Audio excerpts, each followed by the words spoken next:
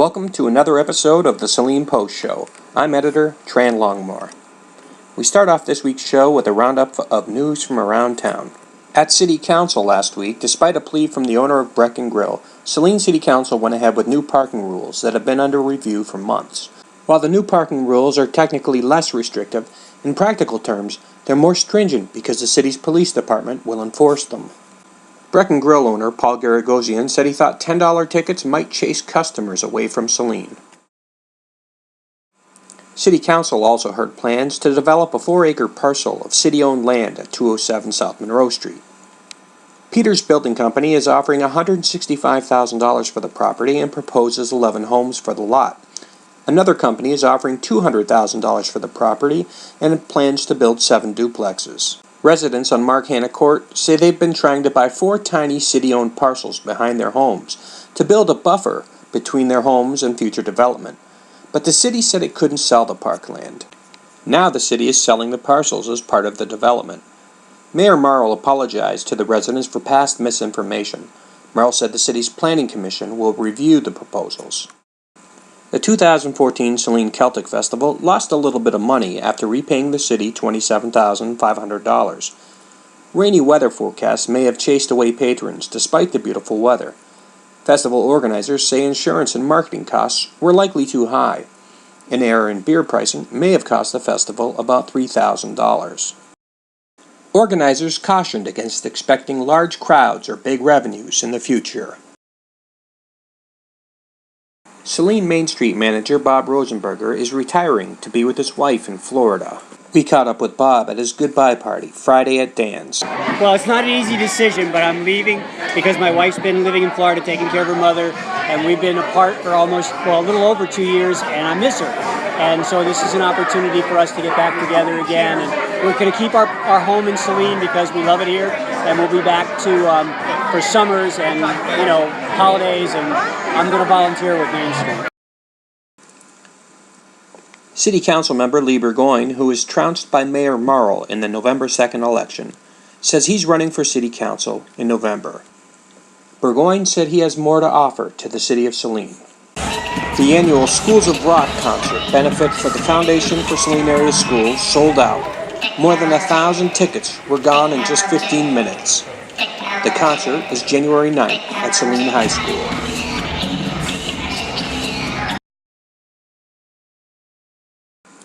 This weekend is a busy shopping weekend in downtown Saline. Saturday is Small Business Saturday.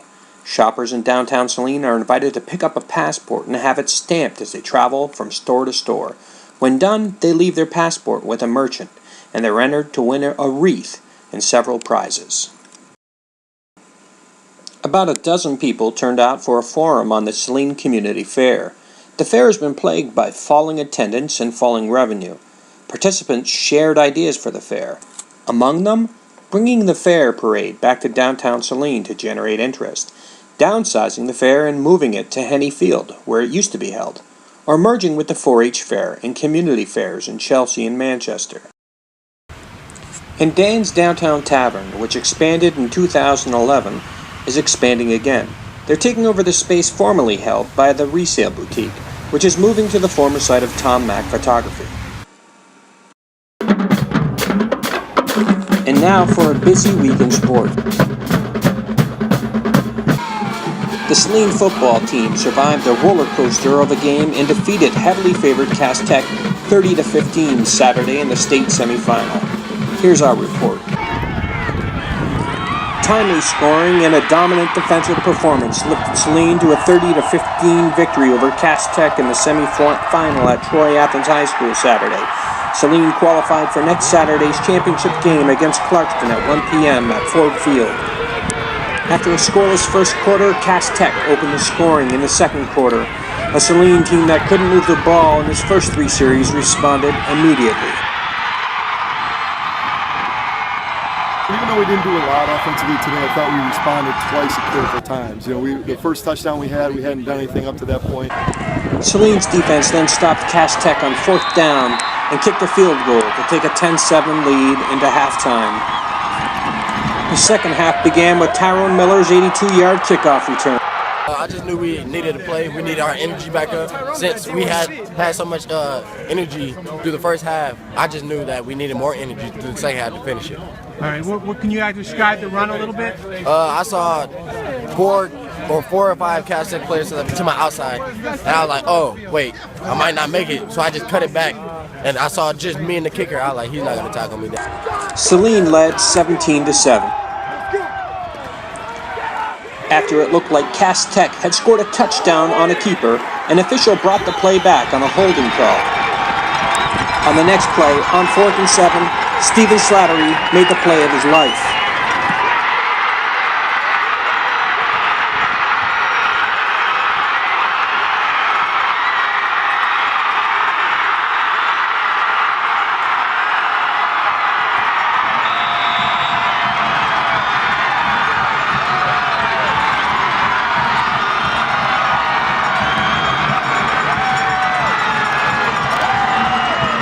I just saw the player going out, and I just came up and caught it and took it back. Yeah, just took it back. I was making sure I wasn't going to get caught. How fast did you run? Fastest I ever in my life. Saline led 23-7, but Cass-Tech responded with a touchdown. Cass-Tech then kicked off to the Hornets, who were expecting an onside kick.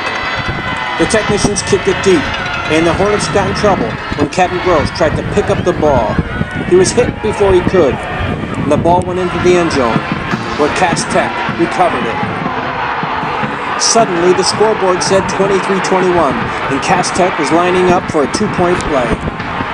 Situation where our guys felt that there was a kind of a muff situation, and we knew that we did not turn the ball over there. So it was just a matter of where the ball was going to be spotted. And I think the nice thing is the officials got together and made the right call. Frankly, we're worried about getting the right unit on the field, so I didn't wait for a long explanation once I knew it was on ball. Saline went right back down the field on a great run after a catch by Cam Cole.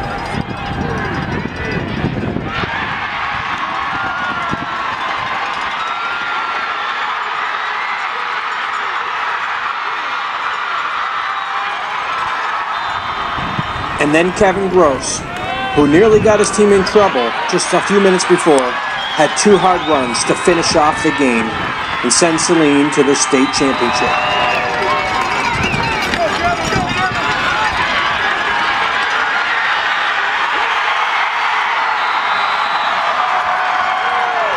I was pretty determined. I was not very happy with myself, so I was trying to run as hard as I could and angry. So When you crossed the goal line, what were you thinking?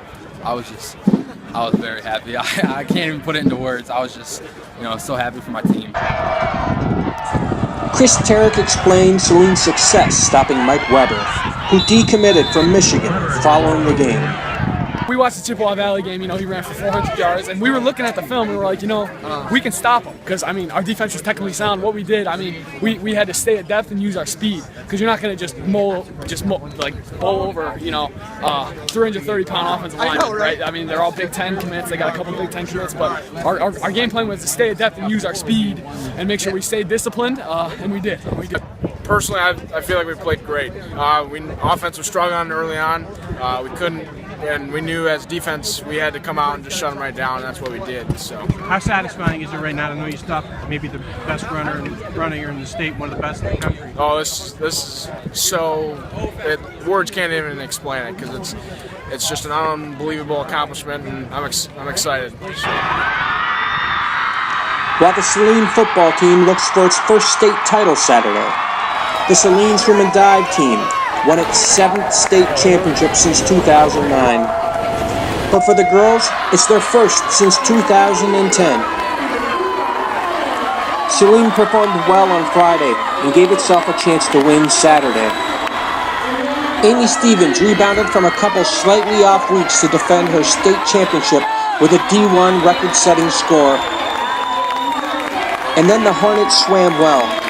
Finally, after Mercy was disqualified on a relay, the Hornets got their window of opportunity, and as coach Todd Burney said, they charged right through that window.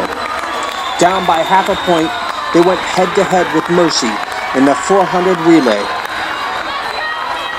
Amelia Armstrong Grant Alex McPherson, Allison Eppinga, and Lizzie Spears.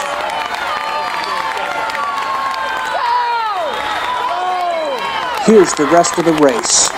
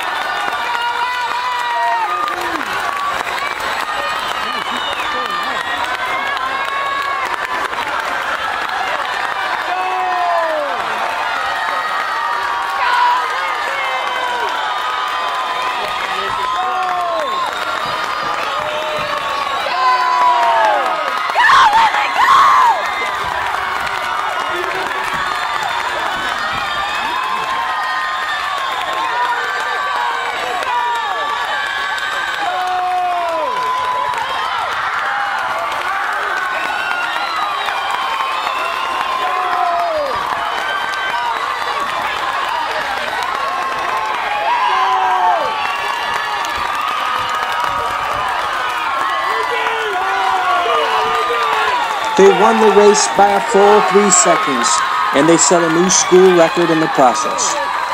And that's how you win a state championship.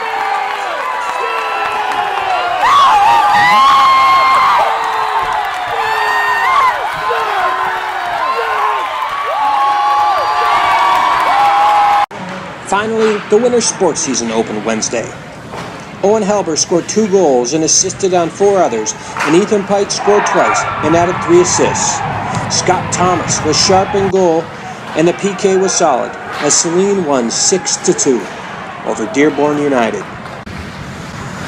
Helber described the chemistry developed by the first line of him, Adam Haas, and Ethan Pikes. Well, we've been playing together for now, all of the summer and up to now, and I really like playing with them. They're 2 great hockey players, and we work well together. All right, 6-2 win. You still don't have Grant Ellis back, John Robb.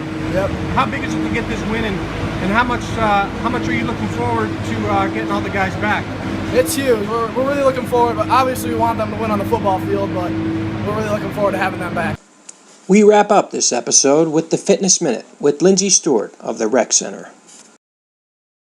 Hi, my name is Lindsay, and I'm the facility manager here at the Saline Rec Center, and this is your Fitness Minute. Doing something new will force you to be fully engaged in an activity, which will keep you away from being very stagnant or leading to boredom or backtracking. Is there something new that you're looking to try? Something like swimming, TRX, or yoga? Now is the time to do it, and there's no other time than next week at the Rec Center. We will be closed on Thanksgiving Day, but open the rest of the days of the weekend. We also have a great listing of fitness classes that we've got going that weekend. So for a detailed list of the times that we're open and the fitness class scheduling, visit our website at www.cityofsaline.org/parks or stop in and see us.